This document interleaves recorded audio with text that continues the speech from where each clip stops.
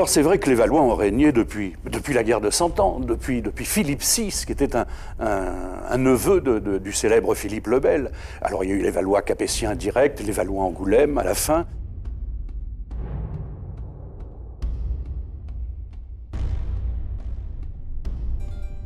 La dynastie des Valois, au pouvoir en France pendant la majeure partie de la Renaissance, accéda au trône en 1328 après la mort sans héritier du dernier des rois capétiens, Charles IV le Bel.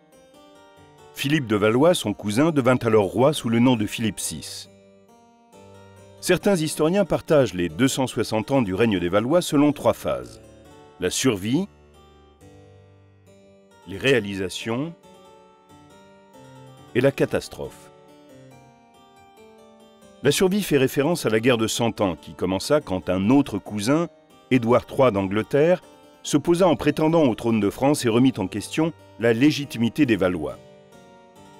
Après avoir chassé les Anglais, les rois valois achevèrent de rassembler les provinces et préparèrent le terrain pour le plus célèbre d'entre eux, François Ier.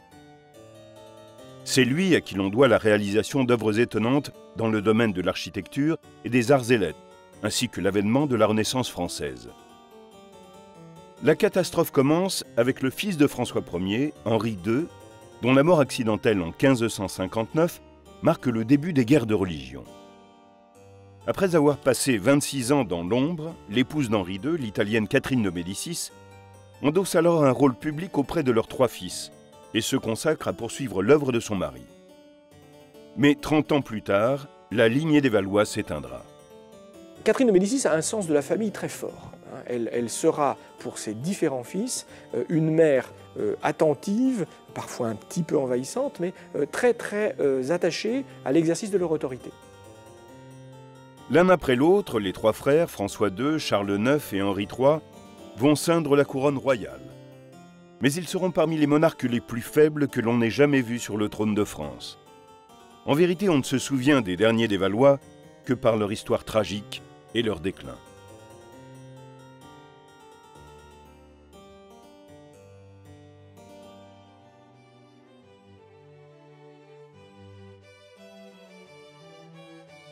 Au printemps 1559, le roi Henri II et son épouse Catherine de Médicis semblent prêts à entrer glorieusement dans la postérité.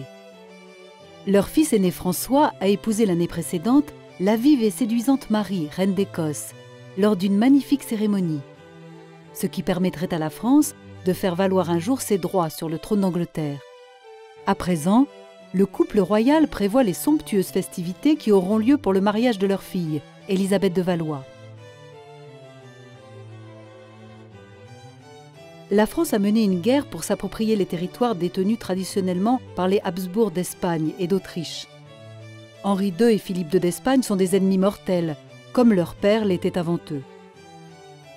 Le père de Philippe II était Charles Quint, empereur du Saint-Empire romain germanique qui dirigea le royaume le plus puissant et le plus étendu de toute l'Europe, jusqu'à son abdication en faveur de son fils. François Ier, père d'Henri II, s'était mis en travers des ambitions de l'empereur Habsbourg tout au long de son règne.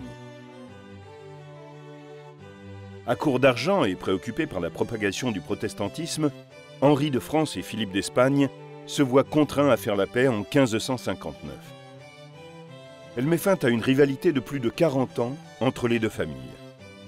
La paix est scellée par le mariage d'Élisabeth de Valois avec Philippe II d'Espagne. Ces mariages royaux semblent annoncer une nouvelle ère de stabilité et de prospérité. Henri II est un colosse, bel homme, rompu à tous les exercices physiques. Il tient beaucoup de François Ier, son père. Et Henri II aime beaucoup l'un des grands sports des gens de sa catégorie, j'allais dire, c'est-à-dire des rois, des princes, de la grande noblesse, qui est les tournois, ce substitut de la guerre. Pour célébrer l'événement, Henri organise durant l'été un tournoi de 3 jours à l'Hôtel des Tournelles. Contre l'avis de ses ministres, il participe lui-même aux joutes. Le 3e jour, la lance de bois de son jeune adversaire transperce le heaume du roi, se casse et s'enfonce dans son œil.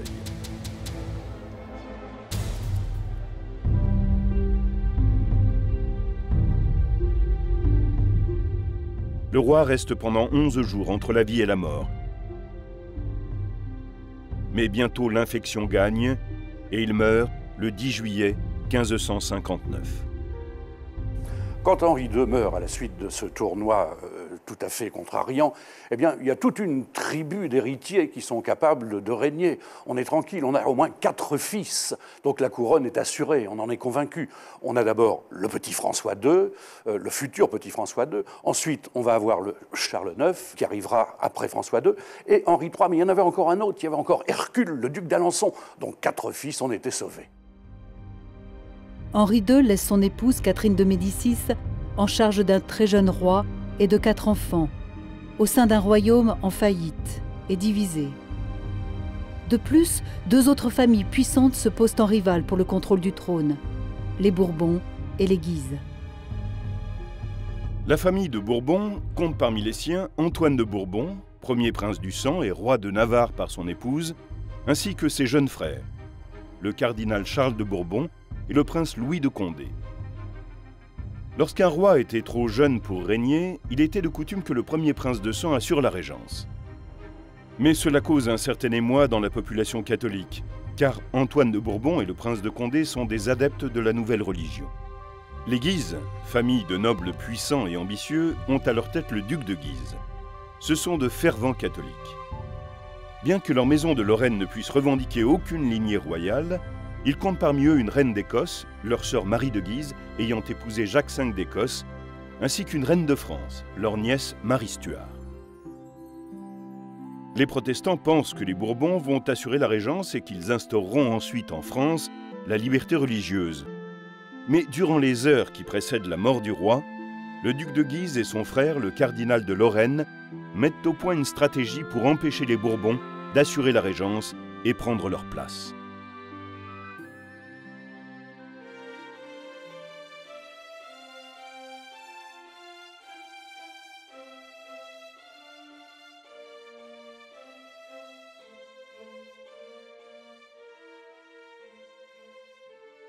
Sept des enfants d'Henri II et de Catherine de Médicis ont survécu et 3 sont déjà mariés au moment de l'accident qui a coûté la vie au roi. Le dauphin et héritier du trône, François, a épousé son amie d'enfance, Marie Stuart, reine d'Écosse, qui deviendra l'une des figures les plus tragiques de l'histoire britannique. Elle est la fille de Jacques V d'Écosse et de Marie de Guise. La famille de Guise-Lorraine a su faire son chemin à la cour et s'approcher du pouvoir. Après le mariage de François, Catherine ne conserve guère d'influence sur son fils, alors âgé de 15 ans. Alors quand on décide de donner au petit François II, au futur petit François II, comme épouse Marie d'Écosse, Marie Stuart, eh bien, quand on s'appelle Catherine de Médicis, on a une arrière-pensée derrière la tête. Pourquoi? Parce que la petite reine Marie avait pour maman une Guise. Donc, en faisant entrer les Guises dans le gouvernement, elle se protégeait parce qu'elle adorait les Guises, les catholiques, bien entendu. François a reçu le nom de son célèbre grand-père, mais il est de constitution fragile, car une série d'affections a retardé sa croissance. Le dauphin partage la passion familiale pour la chasse et se lance sans modération dans cette activité violente. En revanche, son état de santé ne lui permet pas de réaliser son désir d'égaler son père. Louis, le 4e enfant d'Henri, est mort en bas âge. Charles le 5e est également de faible constitution et sujet à des crises nerveuses. Bien que vif d'esprit, il ne montre aucune aptitude pour les études. Catherine de Médicis ne l'aime pas.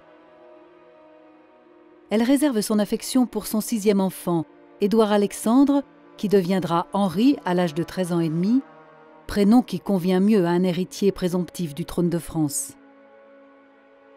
Henri, donc, est le plus brillant et le plus robuste, le seul à n'avoir aucun problème de santé.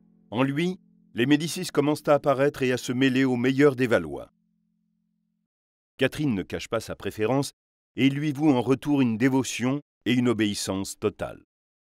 Catherine de Médicis, depuis l'avènement de Charles IX, joue ce jeu de bascule entre les Guises et le parti protestant.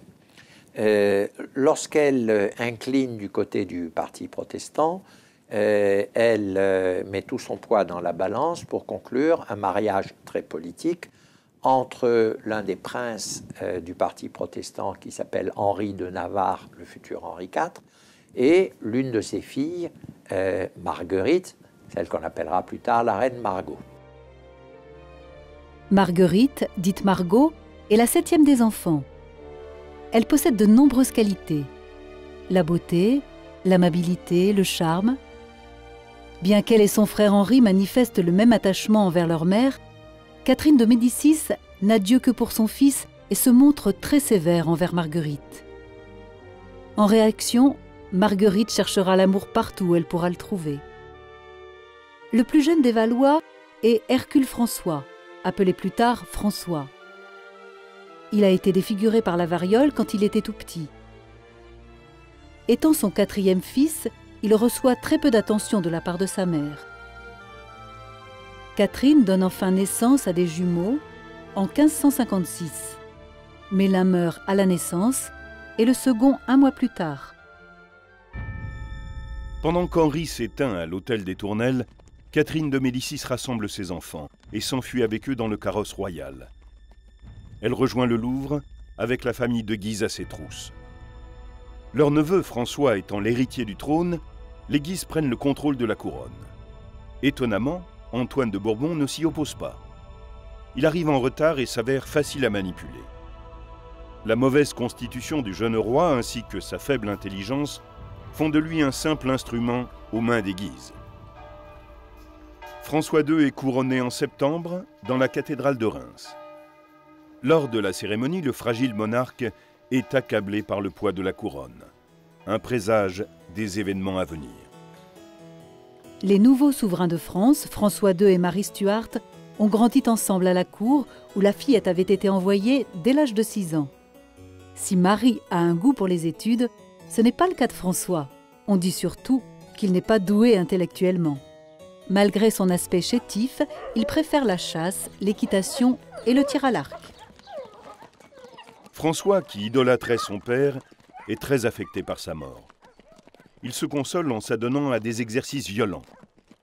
Pour un Valois, chasser est le seul remède contre les vicissitudes de la vie.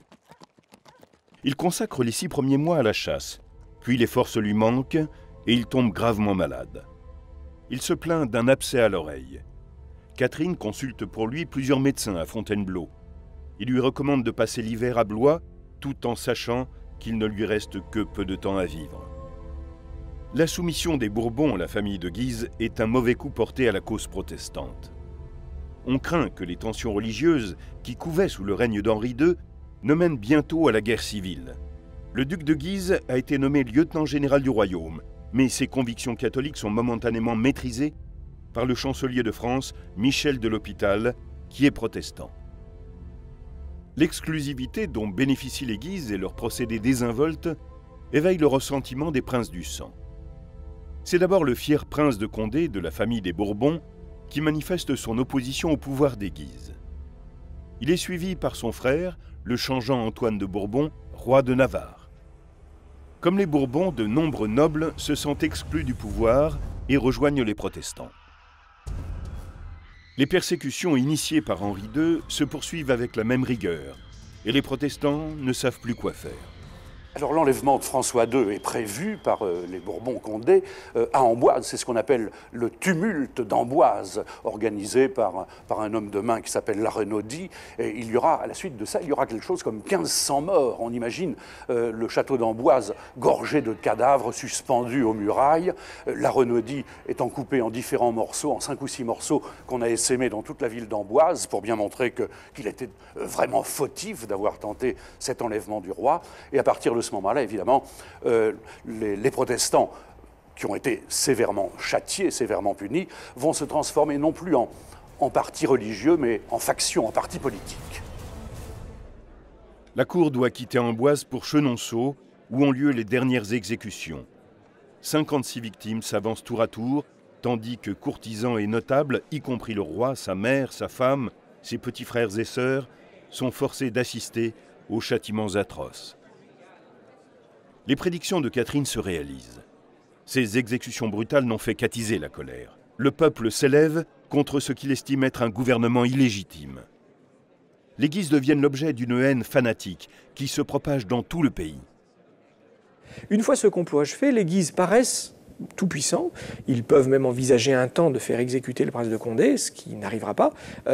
Mais les cartes vont être très très vite rebattues, car cette situation qui est celle de l'automne 1559 est complètement remodelée à la mort de François II, dans l'hiver 1559-1560, qui voit effectivement la disgrâce sensible des Guises et le retour au pouvoir autour du petit roi Charles IX, qui là, lui, est mineur, effectivement, il n'a pas ses 13 ans révolus, donc il est en situation de minorité, d'un groupe constitué de la reine-mère, Catherine, de nouveaux personnages qui ont été des personnages importants sous le règne de Henri II, le maréchal de Saint-André, le connétable de Montmorency et Antoine de Bourbon, le prince roi de Navarre, roi d'une partie de la Navarre et qui est un prince de la famille royale, un prince du sang. C'est autour de ces gens-là que le pouvoir va de nouveau s'articuler.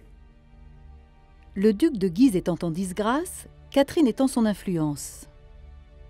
L'exercice du pouvoir la fait revivre et la pousse à parfaire son rôle de femme d'État, en s'inspirant de l'héritage de son mari. Elle essaie de restreindre le pouvoir des Guises et d'instaurer un compromis entre les catholiques et les huguenots, comme on appelle en France les calvinistes. Les Bourbons sont traités de rebelles quand l'information d'une nouvelle conspiration parvient aux oreilles du roi. Catherine cherche encore à réconcilier les deux camps afin de stabiliser l'État. Elle écrit à plusieurs reprises à Antoine de Bourbon et au prince de Condé. Elle leur demande de revenir à la cour et leur garantit la sécurité. François II a tout autre chose en tête. Dès que les Bourbons arrivent à la cour, il arrête le prince de Condé qui est condamné à mort. Mais les délibérations sont suspendues car le roi souffre d'une autre infection à l'oreille. Le sort de Condé est désormais lié à celui du roi. La santé de François se dégrade de plus en plus. En décembre, les Guises sentent le pouvoir leur échapper et les Bourbons, eux, sentent qu'ils s'en approchent à grands pas.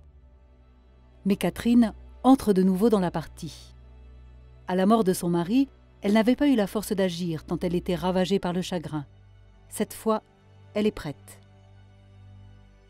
Encouragé par son frère Antoine de Bourbon, affronte Catherine de Médicis. Mais il n'est pas de taille face à cette redoutable négociatrice. Catherine convainc Antoine de se ranger du côté des catholiques. Une fois de plus, il renonce à son droit légitime à la régence. Après avoir réfléchi, il écrira dans son journal le 5 décembre 1560 qu'il avait troqué son droit de naissance contre une bouchée de pain. L'infection du roi se transforme en abcès au cerveau et il meurt la même nuit. Elle est régente. Elle est régente pour le compte du deuxième fils qu'elle a eu avec Henri II, qui va régner sous le nom de Charles IX. Et elle va commencer un jeu de bascule, un jeu qui va consister à essayer d'équilibrer le rôle des Guises en s'alliant, chaque fois que l'occasion se présente, avec des chefs du parti protestant.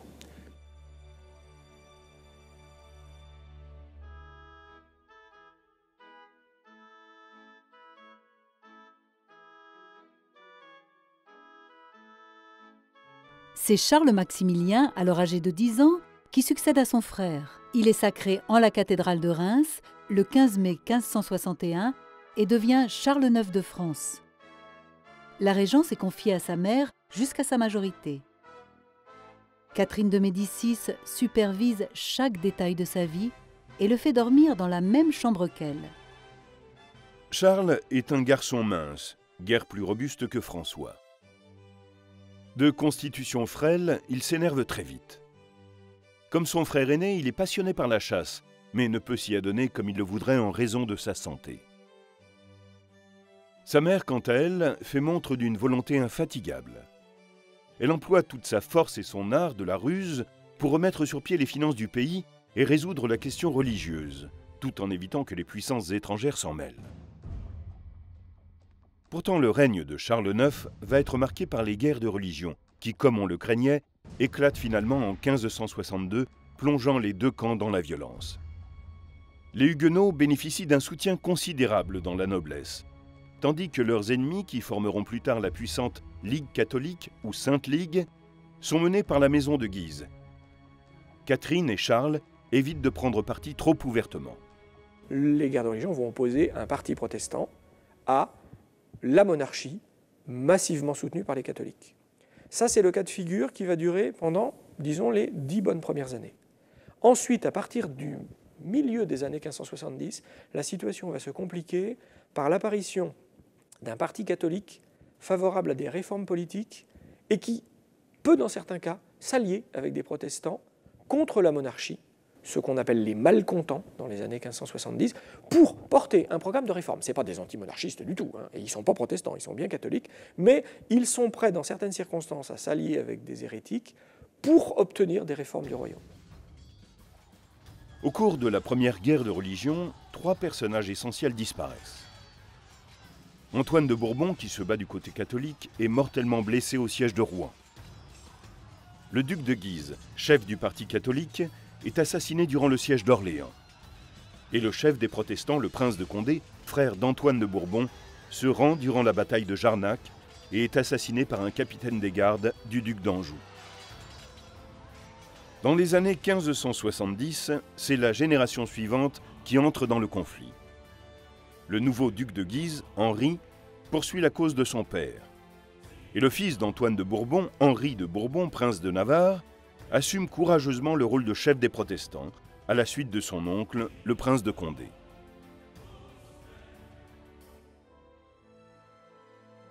Le pays jouit d'une paix temporaire. Charles IX, alors âgé de 20 ans, épouse Élisabeth d'Autriche. Charles est de caractère instable. En grandissant, il s'est mis à détester sa mère ainsi que son fils préféré, le jeune Henri.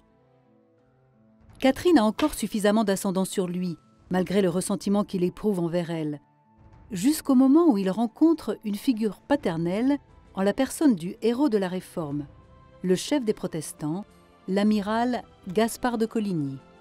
Il est difficile de dire ce qui pousse Charles du côté des protestants. Il commence à se rendre compte que les objectifs des catholiques ne sont pas toujours dans l'intérêt de la France. Il résiste à l'emprise de sa mère, il est jaloux de son frère, plus robuste, et se méfie des Guises. Selon certaines rumeurs, l'Espagne catholique, assistée par la maison de Guise, chercherait à affaiblir la France pour que Charles cède au roi Philippe. Les tensions s'exacerbent. Les jeunes frères du roi et leur allié, le nouveau duc de Guise, sont opposés à l'influence de l'amiral de Coligny.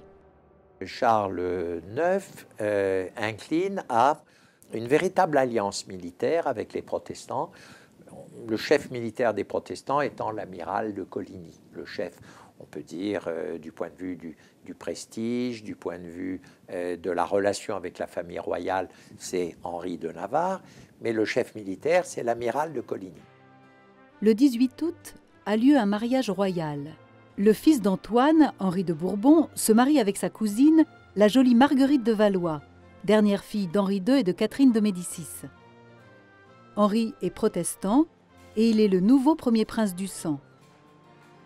Cette alliance est l'ultime tentative de Catherine pour réunir les deux partis et installer la paix.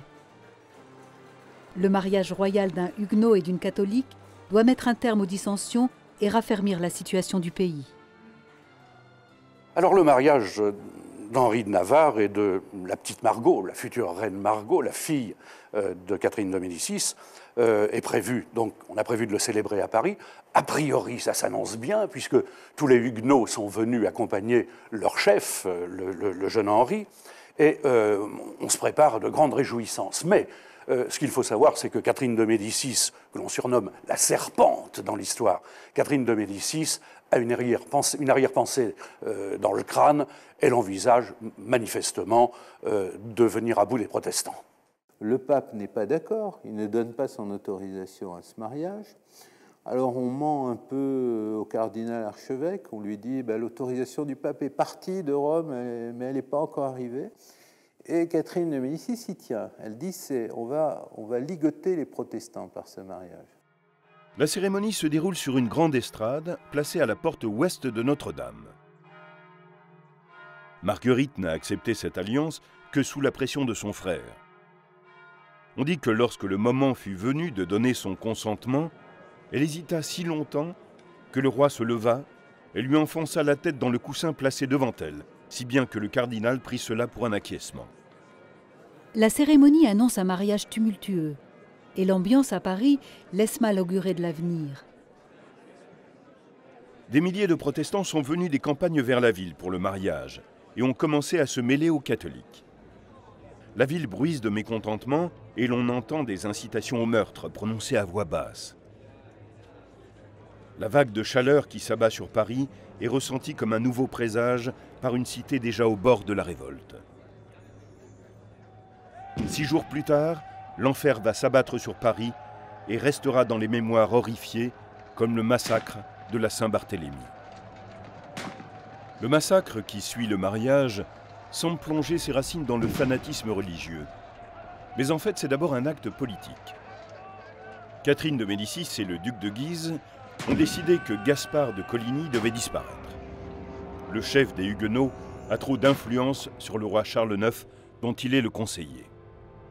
Le 22 août, à l'insu du roi, Coligny est victime d'une tentative d'assassinat. On lui tire dessus tandis qu'il marche dans les rues de Paris. Les balles lui emportent un doigt de la main droite et fracassent son coude gauche. Charles IX se précipite à son chevet et jure de retrouver ses assassins et de les punir. Craignant de violentes représailles, Catherine de Médicis et Guise doivent trouver le moyen de brouiller les pistes. Ils décident alors d'assassiner tous les chefs protestants de Paris. Comme on cacherait une aiguille dans une meule de foin, ils pensent dissimuler l'attentat contre Coligny parmi d'autres. Mais comment convaincre Charles d'en donner l'ordre? Dans la nuit du 24 août, pressé par sa mère et son frère Henri, Charles accepte de dire que Coligny se sert de lui, qu'il a l'intention de renverser toute la cour catholique, et qu'il doit donc, ainsi que tous les chefs huguenots, être éliminé à titre préventif. La peur et la colère déclenchent chez Charles une crise de folie. Son entourage parvient à le plonger dans le doute. Il tombe dans un accès de violente paranoïa qui le fait s'écrier, ainsi que le rapportera dans son journal son frère Henri, « Eh bien, tuez l'amiral, soit, mais qu'on les tue tous, pour qu'il n'en reste pas un pour me le reprocher. » Ces paroles déclenchent le processus parfaitement orchestré, destiné à débarrasser Paris de toute opposition. Les gardes suisses, postés à l'extérieur de la chambre de Coligny, sont facilement abattus. L'amiral est tué, puis jeté par une fenêtre en bas de laquelle attend le duc de Guise, qui veut l'achever lui-même. Puis il donne le signal convenu. Les cloches du beffroi de Saint-Germain-l'Auxerrois commencent à sonner le glas à toute volée. On ferme à double tour les portes de la ville, et soudain les troupes catholiques se jettent dans la tuerie. Ils vont exterminer tous les chefs huguenots. Tout a dérapé. Et il y a une sorte de folie insurrectionnelle, révolutionnaire, dirons-nous, qui a consisté dans les rues de Paris à tuer tout protestant, au Louvre à tuer tout protestant. Dans la Seine, on jetait des corps et puis après, on voyait qu'ils ne se noyaient pas assez vite, on les retirait avec une pique ou une lance, on les poignardait, on les remettait dans la Seine. Des pillages et des combats éclatent dans tout Paris. Plus de 2000 hommes, femmes et enfants sont abattus ou blessés à mort. Parmi eux, beaucoup n'ont rien à voir dans les querelles politiques ou religieuses. On se demande toujours si l'ampleur du carnage était le projet de Catherine de Médicis, celui du duc de Guise, ou si les meurtres prirent un tour aveugle car personne ne maîtrisait plus la situation. Le sang va couler pendant des jours. La Seine charrie des foules de cadavres. Des massacres du même type ont ensuite lieu dans les provinces, les catholiques en profitant pour se débarrasser de leurs rivaux huguenots. À Rome, le pape fait chanter un tédéum et frapper des médailles commémoratives. Cependant que de nombreux catholiques modérés, dégoûtés par cette boucherie, se détournent de l'Église romaine pour aller vers le protestantisme. Paris vit le moment le plus sombre de son histoire, et la dynastie des Valois ne s'en remettra jamais. L'Europe entière est sous le choc. Et en priorité, la cour d'Espagne et la cour de Rome, les deux grandes cours catholiques, celles qui pèsent le plus lourd sans doute à ce moment-là, le pape d'un côté et le roi d'Espagne de l'autre, se réjouissent absolument de cette opération, dont il faut bien voir qu'elle est conçue par eux, et en partie par ceux qui l'ont mise en œuvre, comme une purification du royaume de France, d'un royaume qui est pollué par une souillure religieuse fondamentale.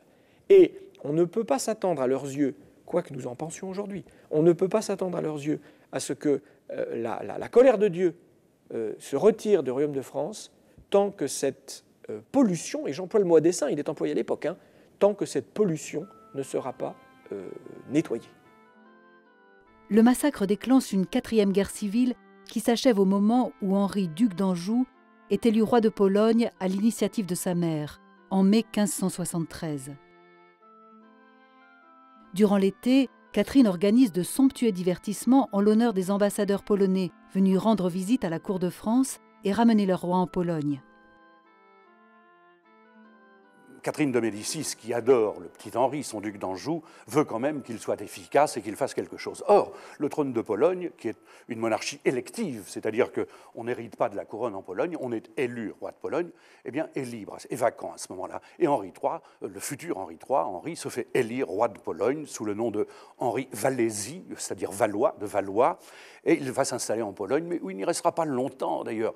Mais le temps qu'il y reste, Catherine est satisfaite parce que la Pologne est catholique, c'est un petit peu un étau qui se fait entre les deux pays catholiques que sont la France et la Pologne sur l'Allemagne qui, elle, a une tendance protestante évidente. Catherine de Médicis est la première dirigeante à organiser ces fêtes royales, avec bal à thème, banquets, ballets d'inspiration italienne, divertissements, qui feront plus tard la renommée des monarques français. Ces bals fastueux servent un objectif politique. C'est pourquoi elle estime pouvoir y consacrer des sommes colossales. Pour contrer l'image d'une monarchie sur le déclin, la reine-mère veut montrer au peuple français ainsi qu'aux cours étrangères que les Valois sont aussi puissants et magnifiques que durant les règnes de François Ier et d'Henri II, son époux. L'élection du duc d'Anjou à la tête d'un royaume étranger est peut-être une erreur, car son éloignement divise la famille et fortifie les ambitions politiques de son cadet, François, duc d'Alençon. Il se rebelle contre Catherine de Médicis, rêve de ceindre la couronne et même d'épouser la reine Élisabeth d'Angleterre. Enfin, il met en place le complot des malcontents. Il est arrêté et demeurera retenu à la cour sous surveillance. Cependant, la santé de Charles décline après le massacre de la Saint-Barthélemy. Il est hanté par le souvenir des protestants assassinés. À sa nourrice, une huguenote qui se tient à son chevet, il confie ses remords. Il lui dit qu'il n'aurait jamais ordonné ces meurtres s'il n'avait pas cru, comme on le lui soufflait, que les siens et lui-même étaient en danger. Durant les 2 années suivantes, il se vengera contre sa mère en gardant le silence ou par de brusques accès de colère. Épuisé par de longues journées de chasse, lui qui n'avait jamais été bien robuste, finit par s'éteindre. Usé physiquement et moralement, il n'a plus la volonté de vivre et meurt à 24 ans de la tuberculose le 30 mai 1574 au château de Vincennes. Catherine de Médicis, le cœur brisé, est de nouveau en charge du pouvoir. Elle envoie immédiatement en Pologne un messager.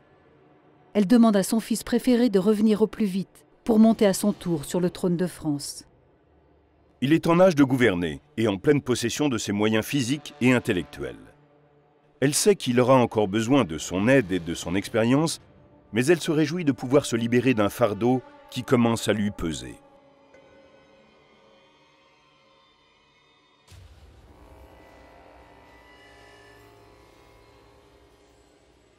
À la mort de Charles IX, Catherine de Médicis n'a qu'une hâte, c'est d'envoyer des émissaires en Pologne pour dire à son petit chéri, à Henri, ça y est, le trône est libre, il faut que tu viennes le récupérer. Henri avait à peine commencé de gouverner, fort mal d'ailleurs, parce que la Pologne ne l'intéressait pas. Il quitte la Pologne avec ses amis, qui d'ailleurs confisque tout l'argent qu'il y a dans les caisses de la Pologne. Il descend vers Venise, où il va rester pendant 6 mois avant de venir hériter le trône de France. Et c'est un personnage complètement modifié. Après son séjour à Venise, ce n'est plus le Henri que l'on connaissait auparavant. Comment dirais-je, il est rentré très efféminé, Henri III.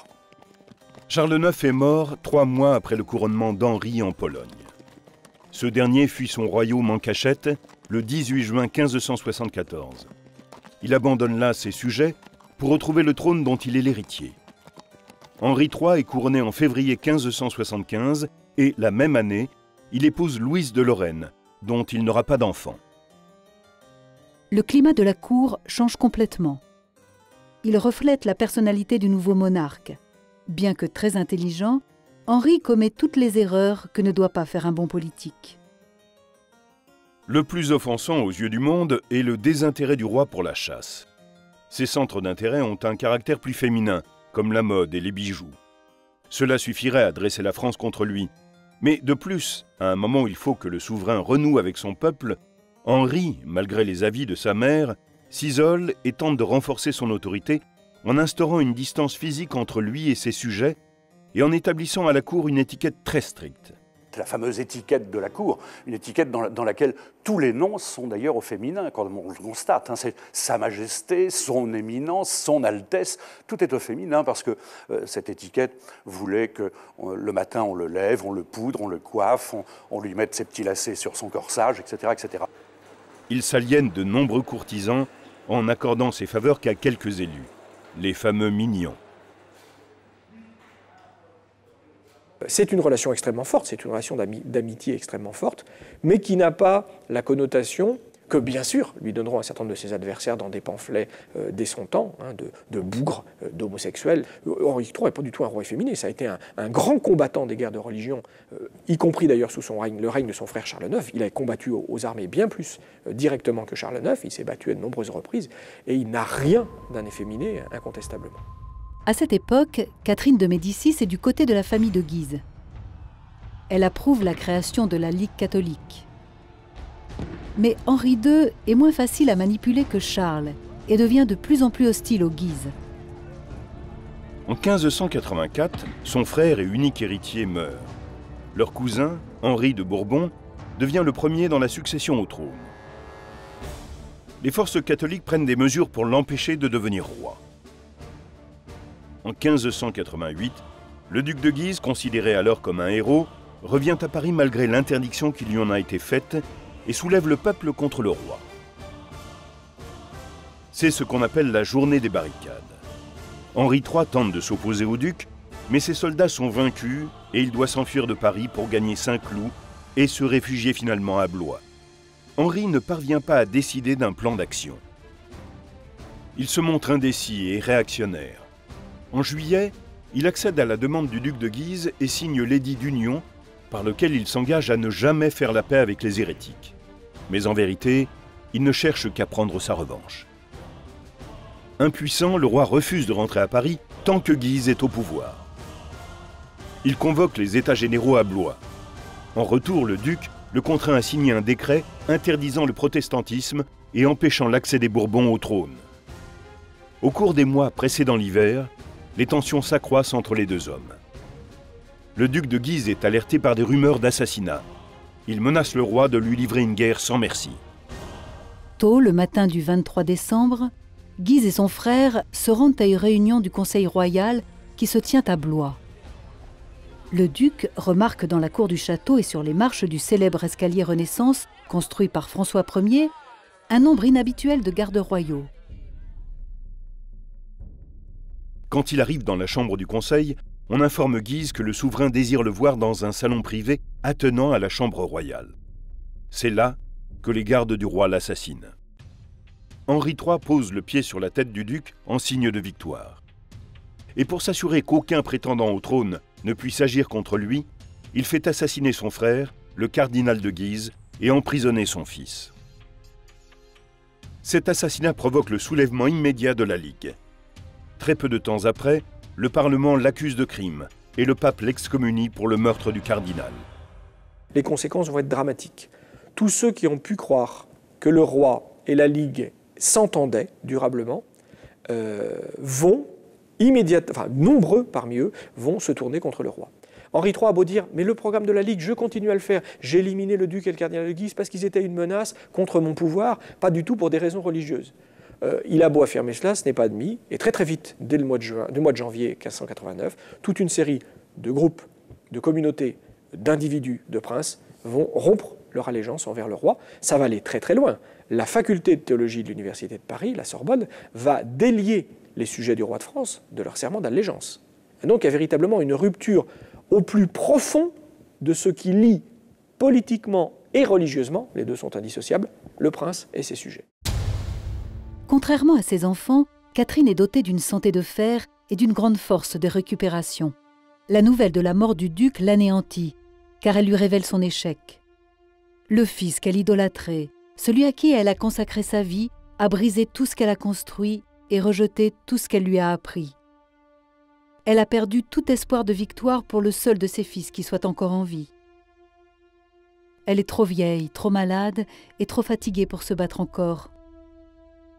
En moins de 2 semaines, le 5 janvier 1589, la grande matriarche qui a donné naissance à 3 rois meurt. Henri III va finir par s'allier à Henri de Navarre contre les Guises qui tiennent Paris, et ensemble, en 1589, ils vont assiéger Paris. Siège de Paris qui sera levé quand Henri III va être assassiné par un moine à Saint-Cloud, où il a établi son quartier général. Catherine avait raison. Le 1er août 1589, Henri III, posté avec l'armée royale au château de Saint-Cloud, prépare une offensive pour reprendre Paris, quand un jeune dominicain fanatique, Jacques Clément, est autorisé à lui remettre des documents importants. Le moine lui donne une liasse de papier et déclare qu'il a un message secret à lui délivrer. Henri se penche vers lui et Clément lui plonge un couteau dans l'abdomen. Avec la mort d'Henri III, s'achève la dynastie des Valois.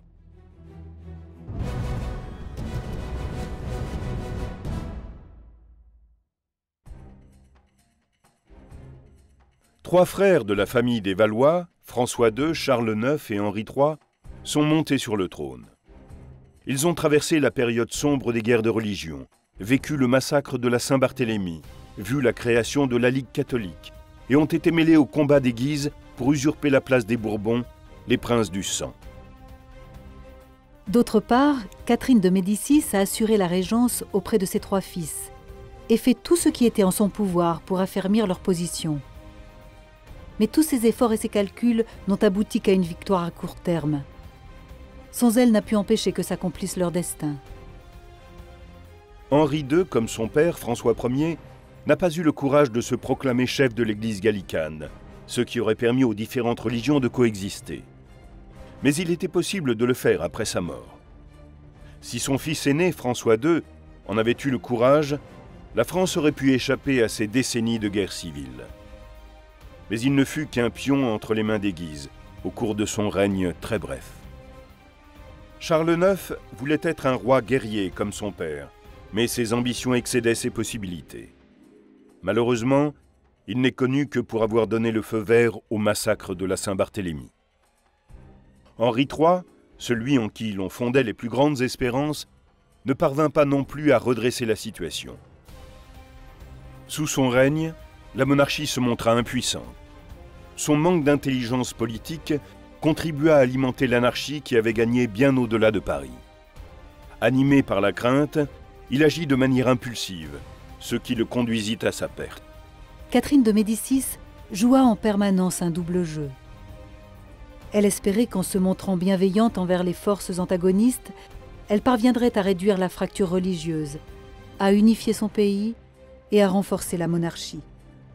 Mais elle ne pouvait savoir que la réforme déclencherait autant de haine et de violence, ni que les Guises iraient à l'encontre de tous ses efforts d'apaisement, ni enfin que ses fils ne lui seraient pas d'une grande aide. Toutes ces stratégies ne servirent à rien face à la faiblesse dont avaient hérité ses garçons. On peut remarquer l'ironie du sort. La dynastie des Valois avait accédé au trône parce qu'aucun des 3 fils de Philippe IV le Bel n'avait d'héritier mâle, et elle s'éteignit 260 ans plus tard pour la même raison. Les 4 fils d'Henri II disparaissent sans héritier, permettant ainsi à leurs cousins Bourbons de ceindre la couronne royale.